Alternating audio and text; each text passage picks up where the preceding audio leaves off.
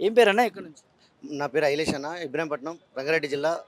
గతంలో కూడా చూస్తున్నాను నేను ఇక్కడ చాలా సార్లు అధికారులే మా భూమి గవర్నమెంట్ తీసుకుంది. గవర్నమెంటే నష్టపరిహారం ఇచ్చింది. హ్మ్. అప్పుడున్న అధికారులే తిన్నారు ఆ డబ్బుల్ని. హ్మ్. ఆ అధికారికి ప్రజావాణిలో ఇన్ఛార్జిగా అవకాశం ఇచ్చారు. హ్మ్. కానీ మాకు ఇప్పటి వరకు తిరుగుతూనే ఉన్నాం. రోజు రేపు రేపు అనడం తప్ప హ్మ్. మా పని చేయట్లేదు సార్. హ్మ్. ఇంకా తిరుగుతూనే ఉన్నాం. హ్మ్.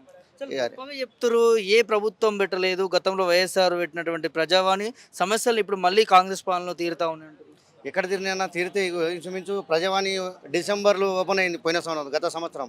మళ్ళీ ఇంచుమించు డిసెంబర్ రావస్తుంది. హ్మ్.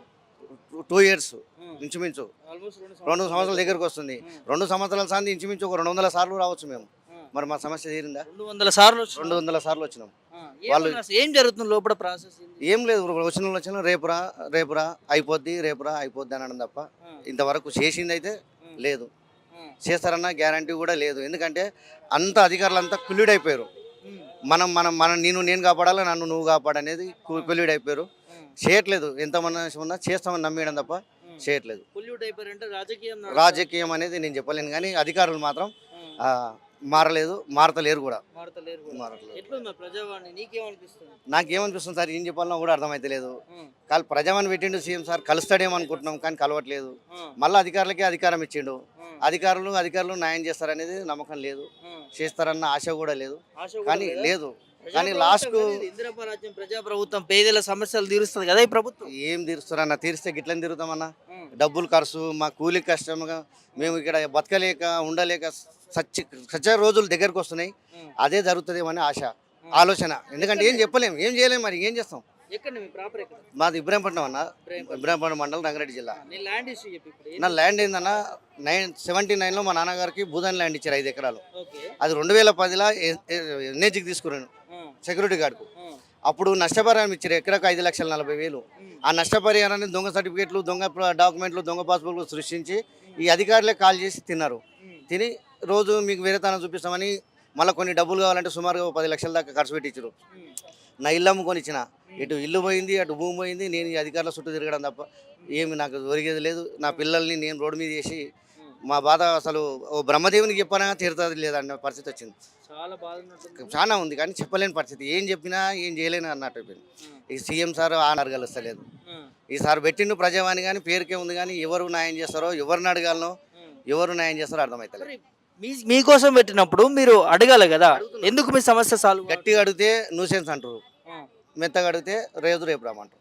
అదేంది అట్లా? అదే గట్టిగా అడిగినాం అనుకో న్యూసెన్స్ చూస్తున్నాం, ఆ! అదొకటి ఇదొకటి అని మనమే రివర్స్ కేసు పెడతాం, అది పెడతామని భయపడిస్తున్నారు. ఆ!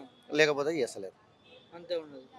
ఎట్లుంది మరి మీ కుటుంబ పరిస్థితి ఏంది మా మరి? కృషిపతి చాలా ఘోరంగా ఉందన్న. నేను ఏమంటున్నా, మళ్ళీ ఇదే ప్రజావాణి ముందు ఆత్మహత్య చేసుకునే రోజులు దగ్గరలో ఉన్నాయి. ఆ! ఇక ఏం చేయలేము, ఎందుకంటే మాకు ఆశ కూడా చచ్చిపోయింది. ఆ! కొంతమందికి ఆశ ఉంటుంది, ఆశ కూడా చనిపోయింది కాబట్టి ఆ! వేరే దారి లేదు. అట్లా అనొద్దు కదా అన్న మాకు. అనొద్దంటే ఏం చెప్పదు ఏమన్నా. ఆ! ఇప్పుడు దేవుడు ఎట్లుంటాడో మనం చూడలేము. ఓ సీఎంలు వాళ్ళు అనేది వాళ్ళే దేవుళ్ళు. ఇప్పుడు ఆ! వాళ్ళే పట్టించుకున్నప్పుడు ఇక ఎవరన్నా హ్మ్. ఇక ఏం చేయగలుగుతాం చెప్పు. హ్మ్. రోజు రేపురా రేపురా రేపురా రేపురా ఆ! ఈ రావడం పోవడం వల్ల ఈ మామూలుగా ఆర్థికంగా చచ్చిపోవడం కన్నా ఈ లోటుపాట్లతో చచ్చిపోవడం చాలా ఇబ్బంది అవుతుంది. ఆ! కానీ ఇక ఎప్పుడు కుదురుతుందో మా బాధ ఆ దేవునికే తెలవాలి. ఆ! మరి సీఎం సార్కి తెలవాలి, ఈనాడు తీస్తాడు మా బాధ. ఆ! అది 200 సార్లు వచ్చిన అంటున్నావు. ప్రభుత్వమేం గొప్పగా చెప్తుంది. మేము ప్రజావాణి పెట్టినాం. ఏ ఏ సమస్య ఉన్నా అక్కడ పోయి అర్జీ పెట్టుకోండి. సమస్య సాల్వ్ చేసే బాధ్యత ప్రభుత్వానిది అన్నాడు.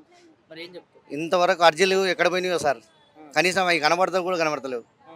మెసేజ్లు వచ్చినాయి, మెసేజ్లు చూపించమంటే చూపిస్తాం, మెసేజ్లు ఉన్నాయి. ఆ! ఫోన్లో చూడడము, దండం పెట్టుకోవడం తప్ప ఏం లేదు. అంతే ఉన్నది. ఏముందన్న, ఏం లేదు. మరి గొప్పగా చెప్తుర్రు కదా! గొప్పగా చెప్తున్నారు వాళ్ళు, ఏం చెప్పుకుంటారు ఆ దేవునికి ఎరక. ఆ! కానీ న్యాయం జరిగితే ఇప్పుడు మేమే చెప్తాం కన్నా సంతోషంగా అవును. జరిగిందని చెప్పేసి, మేము రావాల్సిన అవసరం కూడా లేదు కదా. ఆ! అది మరి కలిసే ప్రయత్నం చేసారా ముఖ్యమంత్రిని గాని మా సార్లు అక్కడికి ఇంటికి వెళ్ళాం సార్. ఇంటికి వెళ్తే ఇంటికాడ కాదు ప్రజావాణి పెట్టారు మీ గురించే, ఆ! మీరు అక్కడికి వెళ్ళాలని చెప్పారు. ఆ! వీడికి వస్తేనేమో వీళ్ళే ఏం లేదా? ఏం లేదు. ఇంకా నన్ను మోసం చేసిన అధికారికే ఇన్ఛార్జ్ ఇచ్చారు, ఇక్కడ ఎవరాయనే? విక్టర్ అని. విక్టర్. ఆ, ఏముంది ఇక్కడ ఆయన గారు? ఇన్ఛార్జ్ అంట, ఏదో మొత్తానికి పోస్ట్ ఐడియా లేదు, ఇన్ఛార్జ్ అంట. ఆ! ఆయనకే పోస్ట్ ఇచ్చారు. ఇక ఆయన నాకు న్యాయం చేస్తాను. సెక్రటరీకి వెళ్ళాము, ఆడికి వెళ్తే కూడా ఇదే పంపిస్తున్నాం. ఈ పంపడమే తప్ప న్యాయం అయితే చేయట్లేదు. ఆ! మరేం చెప్తాయి ముఖ్యమంత్రికి? నేను ఏమంటున్నా సార్, దయచేసి నన్ను నా కుటుంబాన్ని కాపాడండి. ఎందుకంటే నన్ను మోసం చేసింది అధికారులు. అధికారులు మోసం చేసిరు, మళ్ళీ మీరు అధికారులకే పవర్ ఇచ్చారు కాబట్టి ఈ అధికారులు నాకు చేయట్లేదు. దయచేసి మాకు న్యాయం చేయండి, లేదంటే ఇక మాకు ఆత్మహత్య శరణ్యం. మీ మీడియా ద్వారా సీఎం సార్కి పాదాభివందనం చేస్తూ తెలియజేసుకుంటున్నాను. ప్రజాప్రభుత్వం ఉన్నప్పుడు ఇక్కడ మీరు ఖచ్చితంగా ప్రభుత్వం దృష్టికి తీసుకుపోవాలి, మీ సమస్య సాల్వ్ చేసుకోవాలి, కానీ చావు ఒకటే కాదు కదా. కాదు కానీ ఇప్పుడు ప్రభుత్వం దృష్టి అంటే ఇప్పుడు ప్రభుత్వం దృష్టికి వచ్చింది కదా అన్న. 200 సార్లు అంటే నేను తీసుకొచ్చింది ప్రభుత్వం దృష్టికే కదా. మరి 200 సార్లు వచ్చినా కూడా నాకు అయితే లేదంటే ఇంకెన్ని సార్లు తీసుకోవాలి ప్రభుత్వం దృష్టికి? ఇప్పుడు దృష్టికి వచ్చినట్టే కదా. అదే ఏం చెప్తాం ఫైనల్ ప్రజాభవన్ ప్రజావానికి అదే చెప్తున్నా సార్, నాకు న్యాయం చేయండి. నా పిల్లలు నేను రోడ్డు మీద ఉన్నాం.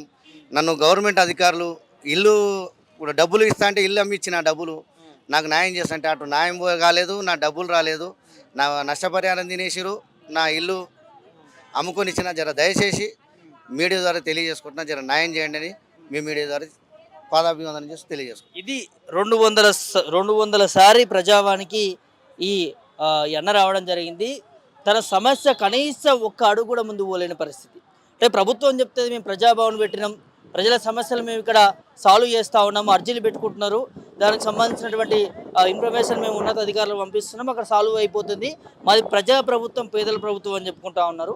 మరి ఇలా నిదర్శనం అని చెప్పుకోవచ్చు. ఈ అన్న 200 సార్లు ప్రజావానికి వచ్చినా కూడా తన సమస్య అనేది ఎక్కడి గుంగడు అక్కడేసినట్టే ఉన్నది. సో ఖచ్చితంగా ఏదైతే ల్యాండ్ ఇచ్చాడో దానికి సంబంధించినటువంటి మీరు డిమాండ్ చేసేది ఏంటన్నా, డబ్బులైనా లేకపోతే ల్యాండ్ అయినా పర్లేదండి, నష్టపరిహారం ఇచ్చినా మేము ఏమన్నా మా ఇల్లు మేము కొనుక్కుంటాం పర్లేదు. ఫస్ట్ మా ఇల్లు తెలియబెట్టుకుంటాం, ఎందుకంటే రోడ్డు మీద ఉన్నాం. ఇక అంతకంటే ఎక్కువ ప్రభుత్వానికి ఇంకేం చేయలేము.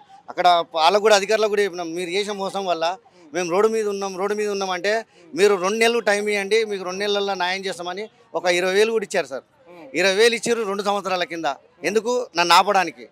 ఇక అంతే చేతులు దులిపేసుకున్నారు. ఇలా ఎవరైనా వేరే వాళ్ళు మిమ్మల్ని మోసం చేస్తే అధికారుల దగ్గరికి, పోలీస్ ఆఫీసర్ దగ్గర, లేకపోతే ప్రభుత్వం దగ్గర పోతారు. ఇక్కడ ప్రభుత్వమే మీకు మోసం చేసింది. మోసం చేస్తూ భిన్నంగా భిన్నంగా పనిచేస్తుంది. పనిచేస్తుంది. సో నీకు న్యాయం కావాలంటే నీకు డబ్బులు కలిగించాలి. డబ్బులు కలిగించినా సరే, నా భూమి వేరే తను చూపించినా పర్లేదు.